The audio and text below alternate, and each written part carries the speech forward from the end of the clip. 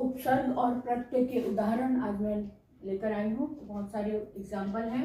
आप देखें, उपसर्ग, मूल शब्द, प्रत्यय और निर्मित शब्द।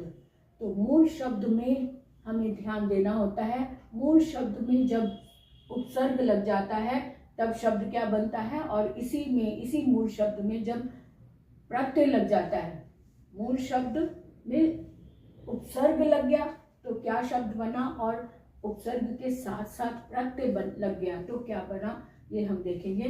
अब तंत्र मूल शब्द है। तंत्र में स्व लगा तो स्वतंत्र हो गया। अब इसी में स्वतंत्र में ता लगा तो स्वतंत्रता। फल में स लगा तो सफल और ता लगा तो सफलता। श्रम में परि लगा तो परिश्रम और ई लगा तो परिश्रमी।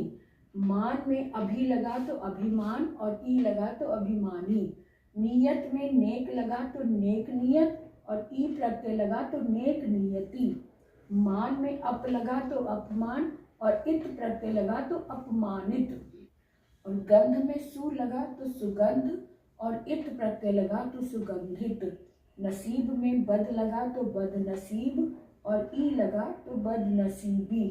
तंत्र में पर लगा तो परतंत्र और ता लगा तो परतंत्रता।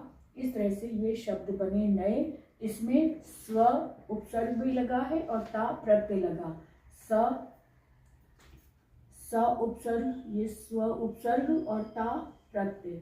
स उपसर्ग और ता प्रत्यय। परि उपसर्ग और ई प्रत्यय। अभि उपसर्ग और ई प्रत्यय। नेक उपसर्ग और ई प्रत्यय। अप उपसर्ग और इत प्रत्यय। सु उपसर्ग और इत प्रत्यय। बद उपसर्ग और ई प्रत्यय।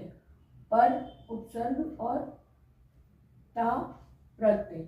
इस तरह से इस शब्द में से हम उपसर्ग अलग कर सकते हैं और प्रत्यय अलग कर सकते हैं, तो हमें पता चल जाएगा कि इसमें ऐसे ही उपसर्ग अगर मूल शब्द हमारे सामने है तो मूल शब्द में उपसर्ग लगाया तो नया शब्द क्या बना। दोनों तरीके से हम इसे समझ सकते हैं और दोनों तरह के ही प्रश्न आते हैं। ये प्रश्न आए, ये शब्द आपके सामने आए तो उनमें आपको उपसर्ग या फिर प्रत्यय अलग करने को प्रश्न भी आ सकता है, या फिर कोई एक प्रश्न आ सकता है कि प्रत्यय अलग करो, है ना। इस तरह से आपको पता होना चाहिए। इसमें ऐसा अगर प्रश्न आए तो सबसे पहले हमें ये देखना है कि इसमें मूल शब्द क्या है। तो तंत्र को देखो कि तंत्र मूल शब्द है। तंत्र को अगर अलग करे तो तंत्र अपने आप में कंप्लीट शब्द है।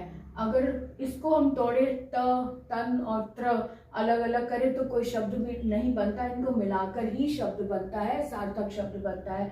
तो सार्थक शब्द अगर हमारे हाथ में आता है तो समझो वो मूल शब्द है, और मूल शब्द में उपसर्ग लगाएं तो उसका अर्थ चेंज हो जाता है।